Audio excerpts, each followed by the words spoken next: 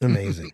All right. Well, not to be outdone, in addition to Star Wars Outlaws, there was a trailer drop for the second season of what we assumed was going to be and what was promoted to be, to some extent, Tales of the Jedi, season 2. But what a surprise, Jim. It's not Tales of the Jedi, it's Tales of the Empire. Yes. I mean, I opens heard up the whole Tales of franchise.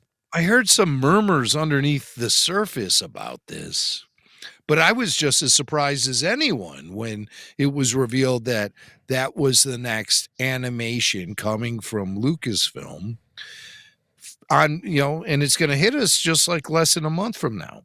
So Tales of the Empire. Is this release in place of season 2 of Tales of the Jedi? Or do we still have that to look forward to?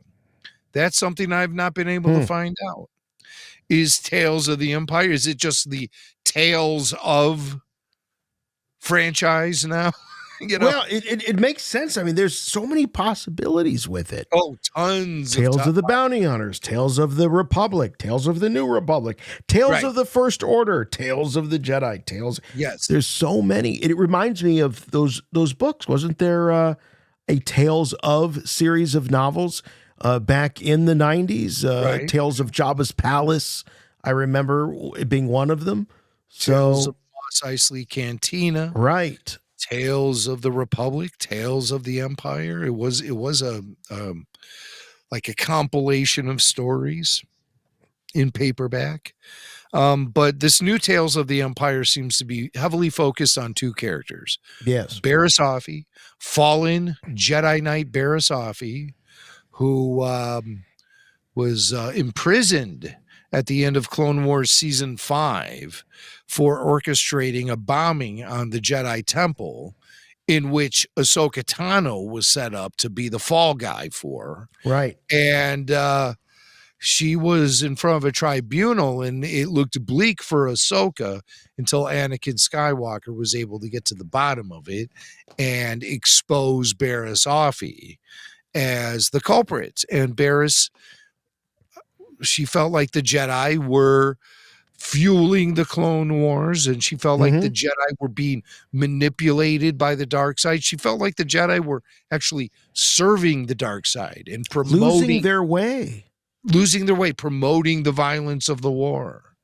And she wasn't too far off. The problem that Barriss made was, instead of investigating it properly, she embraced the dark side herself, which is always a big mistake, especially for someone like Barriss Offee. Anger, fear, suffering. That's the way it goes. She'd never been the same after the brain worms. Remember that? The brain worms, yes. Brain invasion from season 2 of Clone Wars. Or maybe it was, no, I think it was season 2. On Geonosis there. Right. It was, yes. Which was the fallout of that incredible zombie arc. Battle of Point Rain episode. That was just outstanding. Clone Wars, Jason, it's really interesting to go back and start binging your way through that series. If you haven't done it yet. Later, all these years later, because for as well as you think you know them, it still hits you with a freshness and just great Star Wars storytelling. Yeah, sure, it was a little patchy at times, but when the Clone Wars was hitting it on all cylinders, what a great series that was. Some of the finest Star Wars storytelling in any format. So that's where you get the setup for Barriss Offee, though. We haven't seen her since the end, the conclusion of season 5, when she was imprisoned, and she took the hit for that explosion on the Jedi Temple, clearing Ahsoka Tano's name. But Ahsoka said, I don't want none of you guys, because nobody had my back in this thing. And so she walked away from the Jedi Order altogether. Now, I disagree with Ahsoka. I think Anakin had her back. Anakin's the one he blew the whole thing wide open and exposed Barriss Offee. But that wasn't good enough for Ahsoka. She was just done with the whole thing. She figures if it happened once, it can happen again. And so she didn't want to have anything to do with the crusty old Jedi. And she might have been actually having, a sense of their eventual demise. I think that And the Barriss Force and pulled her Ahsoka were away. sort of, I think, in a way, Jim, they were sort of sensing the same thing, Yes. but their interpretations of it were a bit different. But Right. Barriss Offee certainly has, if you're scratching your head saying, well, why are they doing a Tales of the whatever series and focusing on Barriss Offee? She has huge ramifications on Star Wars canon because of her impact on Ahsoka Tano, and they're continuing it through this series. So if you think that it ended with her being imprisoned, that's just the beginning. Right. So apparently then the Sith and the Inquisitors were able to sink their teeth into Barriss Offee while she was in prison. They just said, hey, we're her counselors now.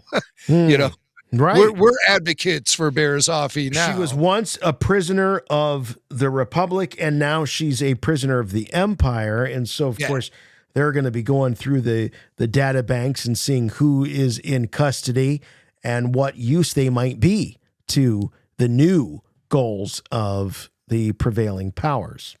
Right. So I put this on the timeline somewhere within 10 years prior to A New Hope to, 5 years, anywhere from like 10 to 5 years prior to A New Hope. The rise of the Inquisitors is essentially what I think the focus of the Barriss Offee stories in Tales of the Empire is going to be all about. So let's take a look at the trailer. We'll try to burn through it and provide some observations and insights. Well, before we do that, do we want to talk about, because we know this will be likely, if it follows suit of Tales of the Jedi, 3 episodes will focus on Barriss Offee, 3 episodes will focus on Morgan Elsbeth. This is true. I did neglect to bring her up. We may want to break that down a little bit. So what do we know? What don't we know about Morgan Elsbeth? We know that she's a Night Sister. We know that she has loyalty to the whole legacy of Dathomir. Dathomir was wiped out during the Clone Wars. The witches of Dathomir were destroyed by the forces of General Grievous and the battle droids. Right. This was an arc, Jim, I believe it was supposed to happen in the Clone Wars, but the series was canceled. And I believe that the Battle of Dathomir or the destruction of Dathomir was covered in a comic book at some point. Oh, that Darth Maul book? I think so. I think you're right. I'm going to have to recommit that to my personal canon. And I've read that thing like 3 times. And so for some reason, it doesn't stick. Maybe if it was an actual animated show, it would stick with me a little bit better. But that was one of those discarded storylines. And so with that, the Separatists are the ones who are responsible for the destruction of Dathomir and pretty much the extinction of the Night Sisters. And Morgan Elsbeth is one of the sole survivors. So this series is going to establish how she then connects to the Empire and Grand Admiral Thrawn, and might even tell her personal story about what happened on Dathomir when the Separatists attacked, based on some of the imagery we're going to be seeing in this trailer. I believe that's the fact. So, backstory for Ahsoka. Definitely backstory for Ahsoka. Some of the frustrations we had with that first season of Ahsoka was that so much of it was buried in the lore. So much of it was happening in the past of the storytelling, and very little of it was happening in the present. There was so much that you needed to bring in with you, and there was so much that needed to be inferred that it sometimes was challenging. And it seems like this Tales of the Empire is an attempt to connect some of those dots for us. Right. Particularly the relationship between Thrawn and Elsbeth. And then, of course, they'll mix in Palpatine's grand plan to clone himself once he dies. There'll be threads of that in this show as well, because there has to be threads of that in every Lucasfilm production, even the stuff that has nothing to do with Star Wars. I think they even talked about Palpatine's clone in the Willow series. And it's like, what? Who's Palpatine? Well, don't They worry got to about explain somehow Palpatine has returned. Swiss cheese mess of a sequel trilogy that we created. We're going to spend the rest of our existence trying to fill those holes. All right. Well, here it is. This is the official trailer for the Disney Plus series Tales of the Empire, premiering on May the 4th. Let's check it out. Why do you seek imperial favor? Thrawn and Elsbeth. Why do you seek imperial favor? This is Thrawn and Morgan, I would assume a younger Elsbeth. We were wondering, Jim, throughout the Rebel Force Radio Ahsoka after shows, what is the connection between Thrawn and Morgan Elsbeth? Why that loyalty? So it's good to see here in Tales of the Empire that we might see the beginnings of that. If you have the subtitles on, which we don't have here, but if you have the subtitles, you'll notice that in this sequence, he's not Grand Admiral Thrawn, he's just Admiral Thrawn at this point, which leads us to believe that this is obviously much prior to the events of the Ahsoka series. Right. Like I said, I'm placing the series of these events, 5 to 10 years prior to the events of A New Hope. So Thrawn hasn't worked his way up the Imperial ladder. He's still just Admiral, not Grand Admiral. And you'll see he's wearing the olive drab uniform as opposed to the white one that a Grand Admiral wears.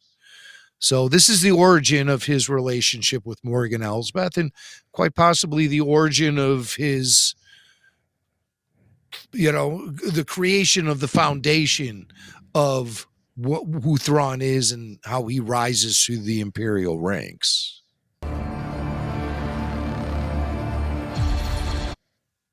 All right, we see some battles going on here. Clone Wars. Yep, we've got battle droids. Battle droids. What are the big beefy ones? Super battle droids. Super battle droids. Right. All right. Years ago, my people were all but destroyed. So this is likely that, yes, the destruction of Dathomir here that we're seeing, which we would have seen had the Clone Wars continued. Yes. But they did not. Yes. Morgan Elsbeth. Destroyed. Not a character we knew in the Clone Wars, though. Right. So. And here's a younger Morgan, and notice that she has the markings of the Dathomirian witches. Right. Which we don't see later. We're going to learn, like, they apply that stuff before the game. Like the eye black underneath the eyes of an NFL player, Right. He doesn't always have it, but when it's game time, he's got that stuff on his face. That's how it is. Or, like tribal war paint. Sure. That so many, tribes throughout history have employed to identify themselves or to create a spiritual connection with whatever God is guiding them through the battlefield. That's what that stuff's all about. My anger. So total destruction happening here. This guy looks a little, have we seen this look before? It's kind of, I don't know, he's an incinerator. I wouldn't call him a trooper. He lacks that kind of mystique and, cool look. He looks more like somebody who works down in the boiler room. Yeah, right. Yeah, Oh yeah, that's Raymond down from the boiler room. He's got a flamethrower. Look out. Yeah. My anger gives me strength.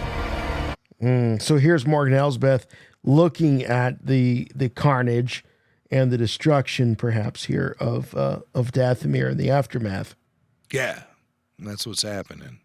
It is that strength I offer the Empire. Okay. So here's a continuation of that discussion. So what fuels her loyalty to Thrawn? Her loyalty to Thrawn is based on her aligning with him to get ultimate revenge on those who brought destruction on Dathomir. Jim, as you said, the Separatists, which are likened to be the rebellion. Many of the Separatists became part of the rebellion, so she's aligning herself with the Empire, which is the former Republic. Right. Like the Witches of Dathomir, I don't think they really leaned one way or another when it came to galactic politics. Definitely non-political, I would say. Yeah. But now she's thrust upon the galaxy because her home has been destroyed as a result of the Clone War and the attack of the Separatists. So she goes to the biggest power that's on the map, and that's, at this point in time, the Galactic Empire. How she meets Thrawn, how she, comes into his orbit, or how he comes into her orbit, that's yet to be determined. But I think it's great. I love the idea of a story that reveals how these two became connected, because they obviously had a strong connection in the Ahsoka series, but we had no foundation for that. None. Which is, I think, why this story is being told in this way.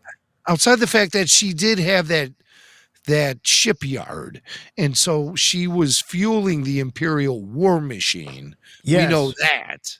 Right. But, even how does a Night Sister she'd elevated her social stature in some way. What was the name of that planet that she was running? I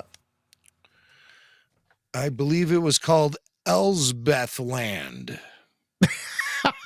I don't know. I don't remember. I know. Yeah, the planet where she had the shipyard. Yes. Yeah, so that was Star Wars 2023. I've moved forward. Offer accepted. Just a little a point that it is definitely Lars Mikkelsen providing the voice of Thrawn, and the original Morgan Elsbeth actress, whose name I don't have in front of me, but Diana Lee Inosanto. Of course. Yes. Bruce Lee's goddaughter, right? Yeah. Son of daughter of Dan Inosanto, who was a martial arts legend. Mm. Yes. And Lars Mikkelsen, reprising their roles. brother of Mads Mikkelsen. From Andor in that James Bond movie where he pulled his cheekbone out of his mouth. On May 4th. I'm here to present you with an opportunity, Barriss. All right. So Barriss Offee. Here we got Barriss Offee, flanked by two of the the most elite clone troopers, the Red Troopers. Yeah. These are Palpatine's guys, are they not? Yeah, the shock troopers from Revenge of the Sith. So this places the timeline very close, if not within the same time frame of episode 3. So we're nearing the end of the Clone Wars. Clones are still prevalent. Barriss is in prison. Who's coming to visit her? Barriss shave her head. She's getting her freak on in the prison. All right, so this is Barriss here. This is one of the Inquisitors. This is the seventh sister. Oh yes, that is an Inquisitor. You're absolutely right. Yeah. So this is the seventh sister. Yeah, maybe a couple of years, maybe like Bad Batch era, or a few years beyond that. Again, getting the timeline closer to A New Hope as opposed to Revenge of the Sith. I think maybe this is like 5 years outside of Revenge of the Sith, with the presence of the shock troopers there and the presence of an Inquisitor. The Inquisitors didn't emerge immediately after the the rise of the Empire. It took a few years for that program to get underway. And I think we'll be learning about it in Tales of the Empire, about how it got off the ground. Again, the Marvel comics did cover some of that territory. But yeah, to have this Inquisitor then approach Barriss while she's in prison tells me this is 3 to 5 years after Revenge of the Sith at the very earliest. Barriss. Just be glad you're not a... Oh, I stopped that right before there's a key bit of dialogue here as we see the shackles, very Palpatine-esque, being released by the Force from Barriss Offee from the Inquisitor. You know, sort of the, you no longer need those. Yeah, right. Just be glad you're not a Jedi anymore. Just There's be a glad you're green. not a Jedi anymore. Who's the green? Was that her? Was that Barriss? That's Barriss. Barriss being Oh, escorted sure it is. Yeah, out of prison. Okay, by I some thought she had a clones. shaved head in the previous frame, but No, in it's, the again, previous frame, she had shadows. like a hood. She had like a little hood going on. Oh, I see. Okay. She had a hoodie. Yeah, she's got like a shower cap on. So the clone trooper, voiced of course by D. Bradley Baker, just be glad you're not a Jedi anymore. Just be glad you're not a Jedi anymore. Two stories. Says Morgan Elsbeth. All right, now we're flashing back to Morgan Elsbeth. So Jim, they're combining, interestingly enough here, they're combining the stories of Morgan Elsbeth with Barriss Offee. What connection might they have? Now, previously in Tales of the Jedi, Season 1, we saw the rise of Ahsoka Tano with the fall of Count Dooku. Yes. What are we seeing here? Perhaps somehow these intertwine, or there's something to be learned from seeing them both in juxtaposition. Not sure. We'll see how these two stories intertwine, if they do indeed at all. It's not necessarily set in Clankers. stone that they will. Yeah, again, we're looking back at some Clone Wars activity. So this is, again, probably the fall of Dathomir to the Separatists in the Clone Wars. I will And Barriss, or I'm sorry, Morgan was there. fulfill my destiny. Oh, now, okay, so we're seeing two different Morgans here. Here's young Morgan, obviously at the site of the fall of Dathomir, and then we have perhaps an older Morgan. Now we're switching from the destruction of a planet or a village to what appears to be the destruction of maybe a ship of some sort behind her. Maybe. So we Yeah, see it just does look like it does look like some sort of starship or a weird building that looks like more like a vehicle is being engulfed in flames, along with a village. If you look to the left and the right, that looks like homes being burnt. So it looks like the destruction of a full town. So And looking at- remember, when we meet up with Morgan in The Mandalorian, season 2, chapter 13, The Jedi, she's on that planet. That's the wasteland. It's a wasteland, the forest is all burnt out and stuff. And that's the planet Corvus. So maybe we're looking at Corvus, yes. the destruction of Corvus. First, we see the destruction of Dathomir, Morgan Elsbeth's home planet, and then we see the destruction of Corvus, which is Morgan Elsbeth's current planet, at least by the time of The Mandalorian. Where she takes control and becomes magistrate or whatever the title is. Yeah. Yes. Yeah. Destiny. And she has that spear, that Beskar spear. Oh, right. The Beskar She spear. did have that. Yes. There it is. So, Yep. Yeah. This is magistrate era Morgan Elsbeth. One path. Oh, Grand Inquisitor, voiced by Jason Isaacs back in the days of the Rebel series. Yeah, I'm And happy then- to see him return because I thought they killed off the character way too quickly in Rebels. He only made it through that first season.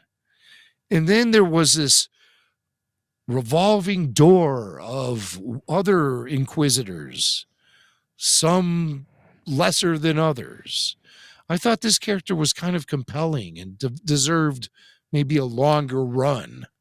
But he was killed off very early. I agree. And of course, he shows up in Kenobi in live action. Yes, but that story happens previously to the events of Rebels. Correct. Yes. So this Grand Inquisitor we're seeing is the same Grand Inquisitor. Yeah, it's the same. He's the OI, original Inquisitor. Right.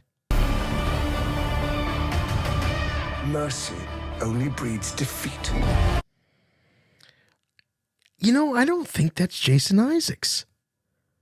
I think that's Rupert Friend doing the voice. Oh, I could have sworn I read something that said it was Jason Isaacs because Really? I was wondering the same thing. Listen to the voice, though. Yeah. Mercy only breeds defeat.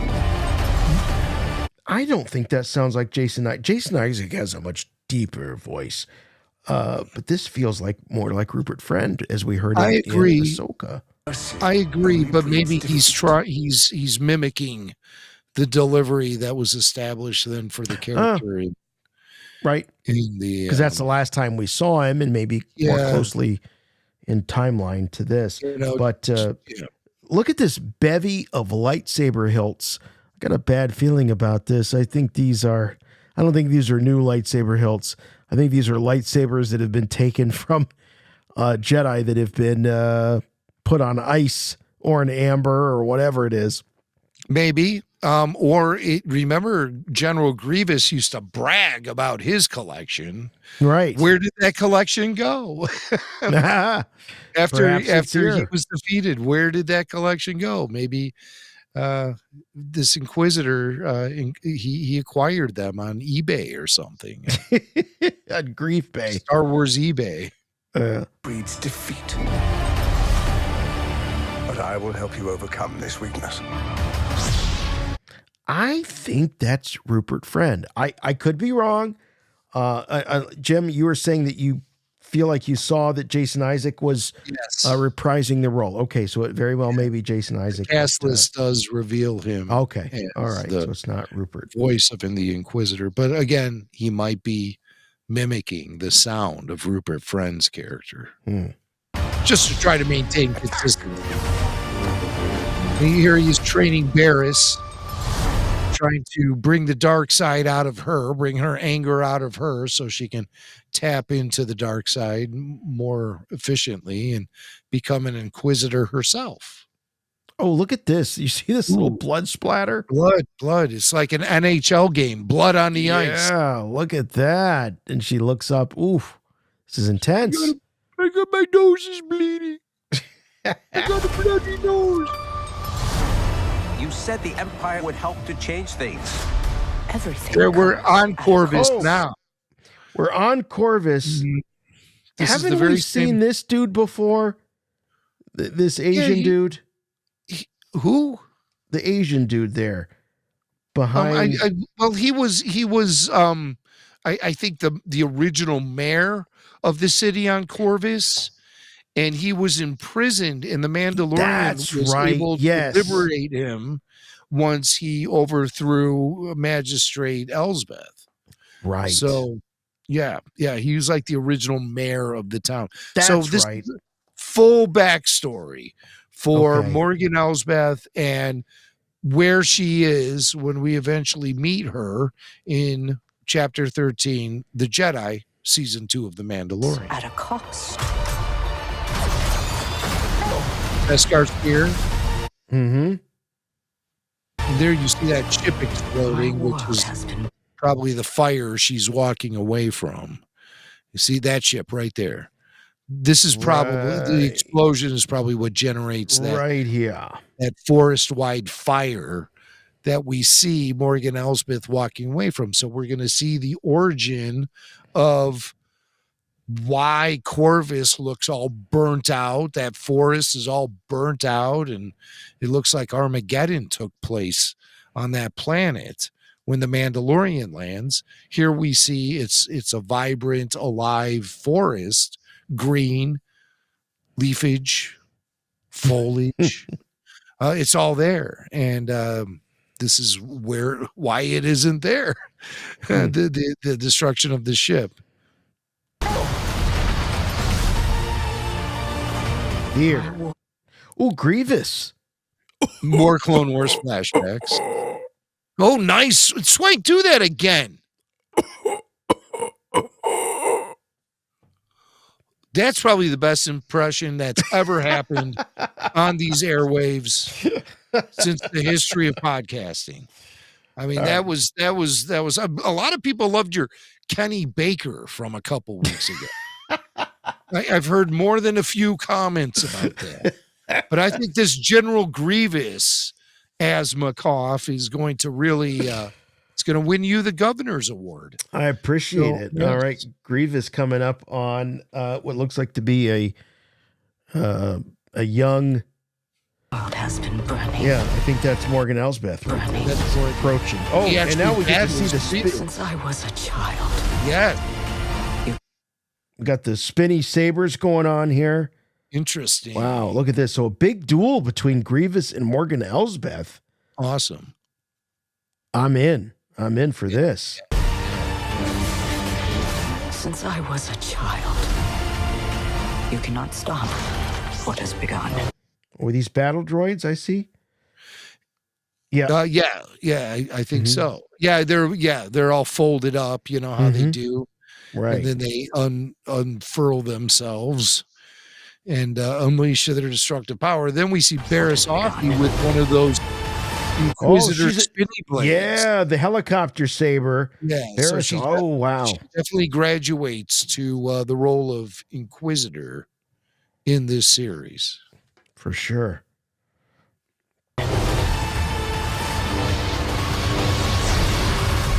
Now, Oh, now who's this?